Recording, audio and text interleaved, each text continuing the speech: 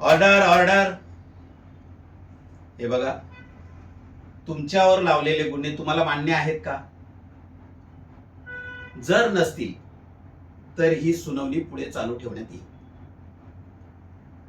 आणि जोपर्यंत तुम्ही गुन्हेगार म्हणून सिद्ध होत नाही तोपर्यंत तुम्हाला निर्दोष मानण्यात येईल.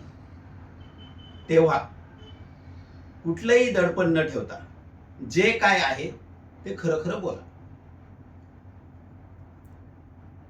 तुम्ही तुमच्या बायकोला मारताय हे खरं आहे का? बोला.